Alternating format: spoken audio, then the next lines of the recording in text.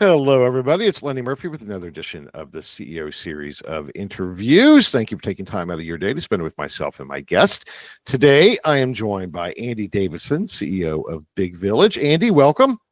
Well, hello, Lenny. How are you? Great to be here. Doing well. It's good to have you here. So we obviously know each other, listeners. Andy and I. You may catch some interplay that we've had a chance to get to know each other over the past year or so. But for those who don't, tell us your origin story, like your comic book origin story. Make it good. I'm not a great storyteller, Lenny, but I will give it my best shot. So I'm Andy Davidson. I've spent my career in research and analytics. Spent quite a bit of my career working for agencies and suppliers, but also spent some time in-house at Bank of America. Started in the research industry in graduate school. I grew up in Rochester, New York. Was fortunate enough to earn a PhD at the University of Rochester and learned to do research there in graduate school. And then while I was still in graduate school, got my first gig at Harris Interactive back in the days when the world was moving from phone to online research, a really exciting time in our industry, and gave me an opportunity to cut my teeth there. Then moved to Charlotte, worked at Bank of America for about 5 years. Was a great experience. Really learned about how research gets used by large enterprises to make really important decisions. From there, moved up to Philadelphia and have been there ever since. I spent about 11 years at GFK, and I'm now with Bright Mountain Media. I am the chief data officer for Bright Mountain Media. I'm also managing director of Bright Mountain's research and analytics arm, Big Village. At one point in its history, for a long time, was known as Opinion Research Corporation. Then for a while, we were under the Engine brand name, and now have landed on Big Village. And Bright Mountain, the parent company, is a publicly traded end-to-end marketing services platform. In addition to research, we provide creative and media services. We also have an ad tech stack, a DSP, and an SSP, as well as some owned and operated media. So it's a really exciting time to be part of that sort of an enterprise, and gives me as a traditional researcher a lot of opportunity to look for ways to plug into the rest of the marketing ecosystem. Yeah, it's a fascinating company. Now I have to ask Harris. I didn't know that. Did you work with Al Angrasani? I did. Yeah, he was there for a bit of time when I was there. Not much, and I don't know that I ever had a chance to interact with him one-on-one. But he certainly was. He was part of the organization for a bit of time. I actually had the honor to have lunch with Al. Probably 10. 12 years ago. It was quite the experience. He comes in and he hands me his book, which was just okay, thank you. I mean, it wasn't the gist of the conversation, but I appreciated the gift. So I unfortunately did not bring a book with me to share with you, but oh man, all right, next time, yes, next time. All right, well, let's talk about Big Village, because I'm glad you point out to many people this ORC macro, right, still exists, has gone through multiple transformations over the years, and the home there. But I think that the thesis that you've put together of a data-driven marketing services and activation company, it's kind of how I think about the Bright Mountain brand. That's fair. Yep. Is where many have tried. No one has pulled it off. It seems to me, from an outsider's view, that you're closer than others in interlinking the value chain of data, fundamentally, to drive greater marketing effectiveness. So, what has that been like? Because you're really a data guy, in helping to kind of think through, all right, now we have AI, we have all this technology to do these things. Data is not scarce, data is ubiquitous. Now, how do we make it work? What's that been like for you?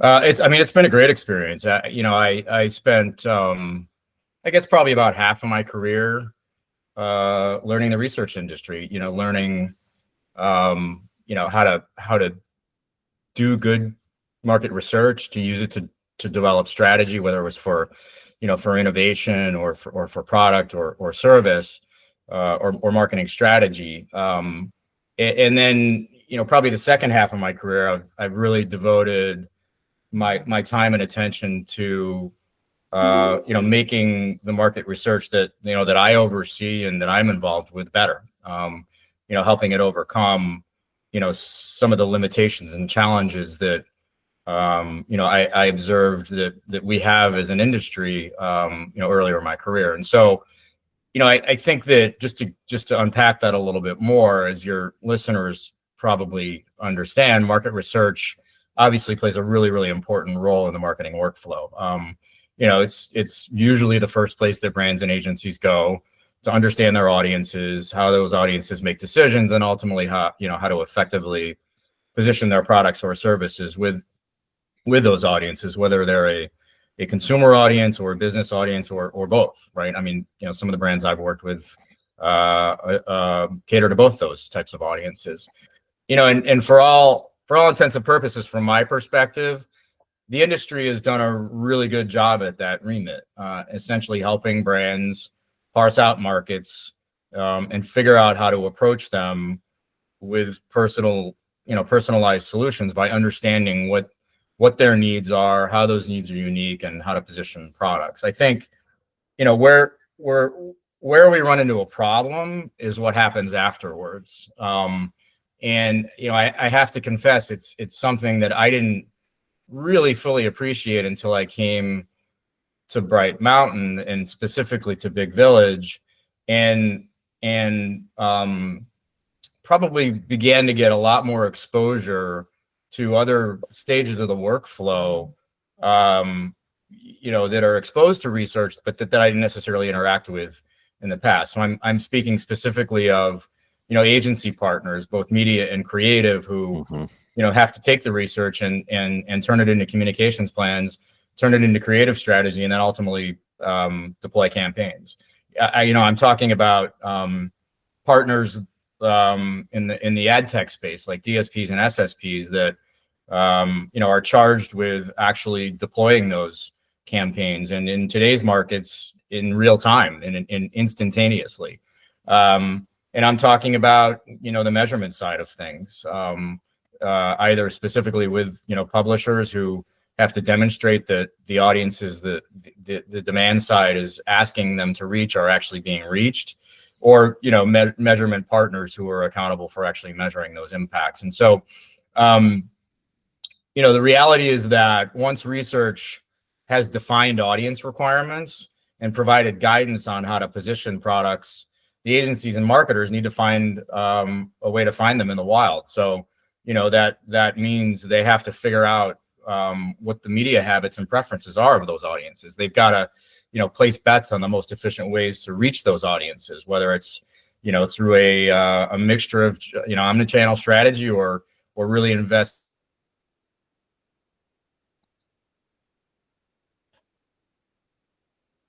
figure out how to effectively qualify those audiences in real time across digital environments, literally instantaneously. And so those are the things that sort of happen after research is done. The reality is that the audience requirements that typically are defined by the research, they often can't be onboarded effectively into the systems that these agency partners and these digital media partners are using to help accomplish their goals. And and really what it comes down to is they're all working with different data systems, so they're forced to guess. Like I'll give you a couple examples. So we have a pretty well-known travel client, country of Aruba, which for obvious reasons is a really neat client. They tend to focus on lots of different types of travel segments, but let's take an example of a travel segment that prioritizes luxury. How do I build a communications plan around that travel segment? Well, typically what will happen is, an agency will look for places where that segment skews demographically, and then they'll build the plan to that demographic skew. So as a rudimentary example is, let's suppose that travel segment tends to skew a little female. They're not entirely female, but they tend to be more female than the general market. So then they'll look to, they'll look to media preferences of a female audience, right? And so in the translation of the travel segment that has a luxury requirement to the travel segment that actually gets planned around, you've lost the essence of the strategy. And there are lots of examples of that happening across industries. Another example is a banking segment that prioritizes service. Well, maybe they skew older, and so the plan gets built around an older population as opposed to one that truly cares about service. And that happens, that sort of loss of fidelity happens in every transition through the workflow. The same loss of fidelity happens as you move into digital activation platforms, DSPs or SSPs. And so that's a real problem. And, it's one that, I think that the research industry has an obligation to address in the way that we do our work and the way we set up our partners downstream to be able to do their work and ultimately, on behalf of the brand, deliver high ROI and limit waste. So that's kind of where I'm focused these days. And that's where we as a company are focused. But that gives you, so I agree. And for our listeners, there's a hell of a crash course in, the marketing ecosystem from end to end. Because so many research companies are not exposed to that, right? From a supplier standpoint, you perform a task, and that fulfills a specific need around a gap in data or a gap in an answer. But not always exposed to the entire end-to-end component, which is why I think what you guys are building at Bright Mountain is important. It's what, I never got why WPP didn't connect everything, across all of their, when they own Kantar, right? It's like, you got all the pieces to put together. Why are you not doing that? Yeah. I mean, I don't know specifically in their case, but I can tell you from, my own experience, growing up and, and having success in the research industry, it's just what you're exposed to. It wasn't until I came, to Bright Mountain and I was, spending every day with a set of agency partners, spending every day with folks who work in ad tech. It took a long time to be able to speak their language, but at some point, it clicked, and we realized that, man, there's a huge problem here we could solve on behalf of our clients. Well, and then along came AI, right? Which I think has profound impact on that entire life cycle, that from a process standpoint, with the unifying factor of being data. So I would imagine that for a company like Bright Mountain and within Big Village, that's becoming a bit of a unifying principle to at least start to see. I think it's still early. We're still kind of building the plane in midair, but seeing how technologies can help address some of the concerns that you brought up, because fundamentally we're dealing with a data-based technology that then has impact on various process components and creates efficiencies. Is that kind of the way you're looking at that piece of things? Yeah, I mean, as you know from some of our conversations on an unrecorded line, my thinking on this topic is evolving every day and is absolutely dynamic. So I would say that at this point in our journey, we have lots of different irons in the fire. Some of them, solving more basic problems than others. But, when I look at AI, and to be clear, I'm talking about, generative AI and what can be accomplished with large language models. I see several opportunities for us as an industry. One of them is just process.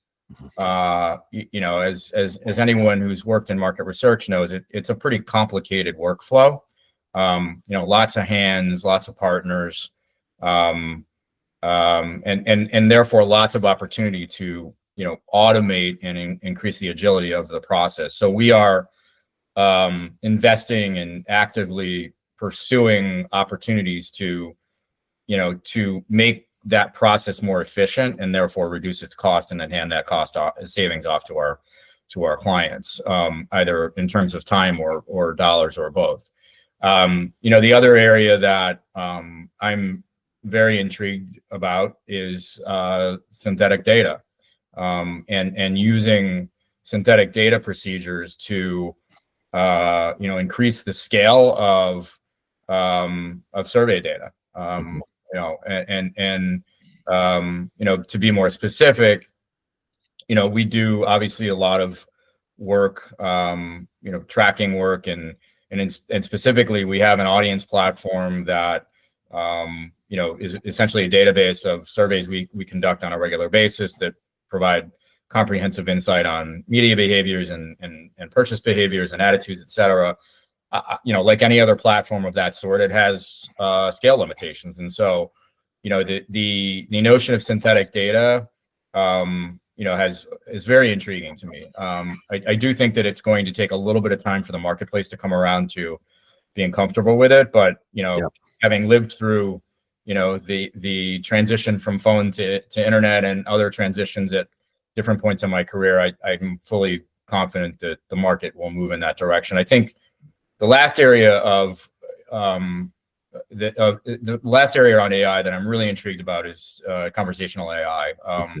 And I'm sure that different people refer to what I'm talking about in different ways, but in effect, the ability to have engagement with a representation of a segment in real time using conversational AI technology is very intriguing to me. We're, among many things, we're in the audience business. We're trying to help agencies and brands figure out how to position their products and service and how to communicate with their audiences. And so, inevitably, any data that I provide them has limitations, and questions arise in real time that they want answered. There's lots of different ways to answer questions quickly, but a conversational AI app that's a representation of a particular segment with its needs is very intriguing to me.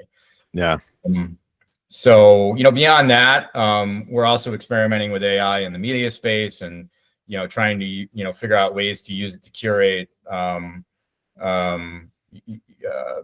personas and understand the needs and expectations of people we come across on the internet, based on what they're reading and searching for. So those are just some areas that we're actively involved in. Yeah, it's fun times. In terms of the opportunity, I want to be conscious of your time as well as our listeners.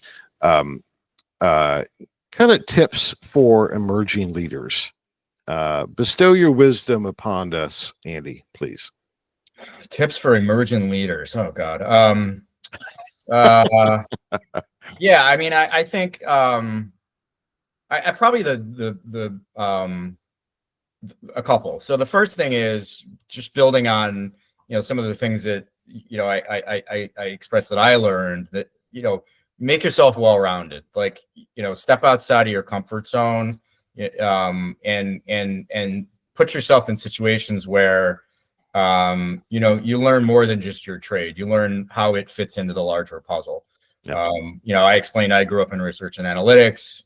There was a lot happening around me that I didn't learn until later in my career. I think learn those trades and their importance as early as you can in your career. And I'd say the other thing is, don't be afraid to speak up and offer solutions. If I've learned anything in working with lots of different folks in my career, even people who are earlier in their career have tons to offer. And sometimes their ideas are better than better than mine, who's been around for a long, long time. So don't be afraid to speak up.